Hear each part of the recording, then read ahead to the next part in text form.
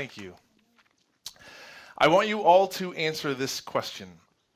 If you could increase joy in your life and have a massively positive impact on every single person that you interact with, would you want that? Yes. I can show you how to do that. It is by living by the principles of improv.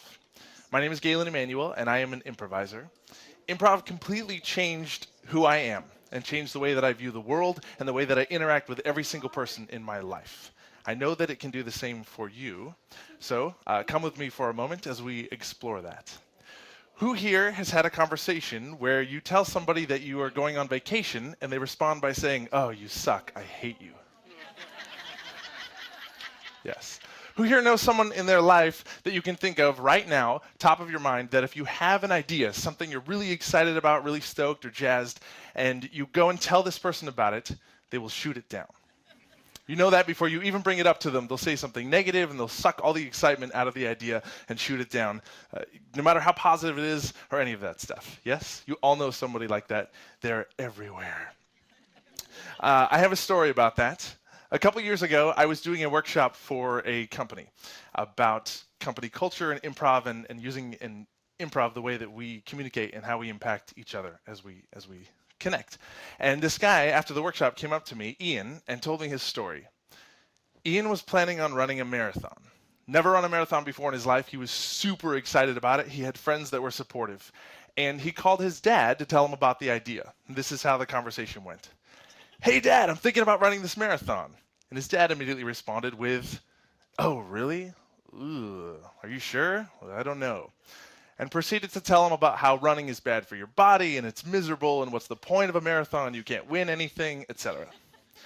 So after that conversation, even though Ian was super excited about taking this on, he ended up not running the marathon. Right? Oh. Because his dad's negative response sucked the enthusiasm out of his idea and planted that seed of doubt enough that he didn't do it. So what does any of this have to do with improv? Everything. I've been improvising for about 10 years and teaching improv for about 7 years. Who here has seen a live improv show or watched the television show Whose Line Is It Anyway? Great, you're all familiar. So when improvisers like me perform, we do exactly what you've seen. We take suggestions from the audience, and then everything that we do is made up on the spot, inspired by those suggestions. Improvisers have a brilliant set of principles that they follow to make improv successful. If you take those same principles and use them in your life, it will change the way that you interact with every single person that you come across. The common misconception about improv is that it is about being funny and quick-witted and thinking fast on your feet and being clever. That is false. Improv is about making other people look good, which is so important. I'm going to say that again. Improv is about making other people look good. Everything in improv is centered around this core concept idea of yes and. That is the meat and potatoes of everything improv. And so in improv, everything you do and everything that your partner does is an offer. And you must accept your partner's offer and add more information onto it. Surrounding that core concept idea of yes and, there are a set of tenets, principles that make improv possible that every single improv student knows from day one of improv class. Here they are. Say yes, which means to accept ideas. Make other people look good, which means to support, and instead of trying to make yourself look good, focus on making other people look good and validating them. And to be positive, which means to use positive language, to be optimistic and good-natured. So when you see improv on stage, it looks like magic, but it's just a very simple, brilliant strategy. And here's an example of yes and in action in an improv scene. Two improvisers on stage, one of them says to the other one, "Hey Doc, I'm here for my 2 o'clock appointment."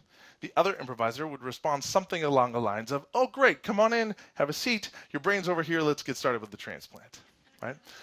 That second improviser said yes and accepted the idea that they were a doctor, that they had an appointment, and then they added more information. "Come on in, it's a brain transplant, let's go."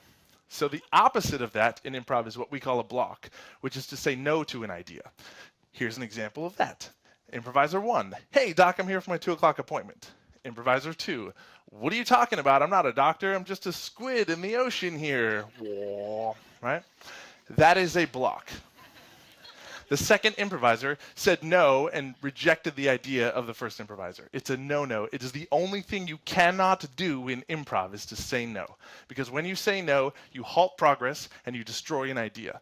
But when you say yes, you create forward progress and you open the door to discovery, possibility, and creation. It looks like magic, but it's just a very simple, brilliant strategy. So,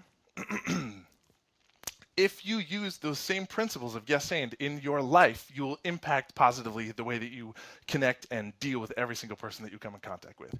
Let's go back to Ian and the marathon. Ian's dad wasn't purposefully trying to say no and be negative. He was just carelessly giving his opinion, unaware of the impact that it would have on the situation.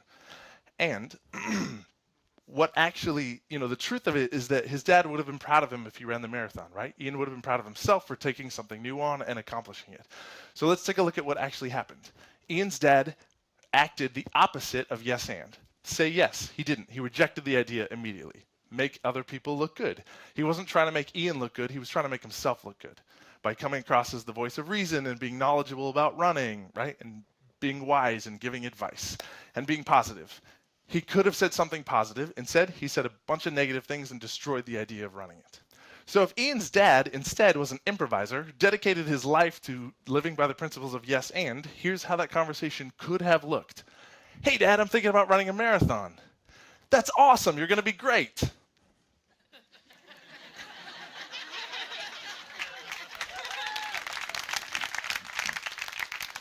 The most amazing part of the story is that Ian also told me in that conversation that if he had taken that workshop with me ahead of time, he wouldn't have let it affect him because he could see now what his dad was doing, which is just carelessly saying no and not realizing it. How powerful is that, right? And once you start to see the world in terms of people saying yes and people saying no and the impact of those two things, everything you view, the way that you see the world completely changes. That's what happened to me. That's the transformation that took place. Completely blew my mind and totally changed who I was as a person. That's why I'm so passionate about talking to companies about creating a yes and culture, and why I'm talking about this right now with you people is that it's so immediate, it's so powerful, and it's available to every single person. All of you right now can start living by yes and. Also, companies can have this too. Here's another story that you probably can relate to if you've ever had a job.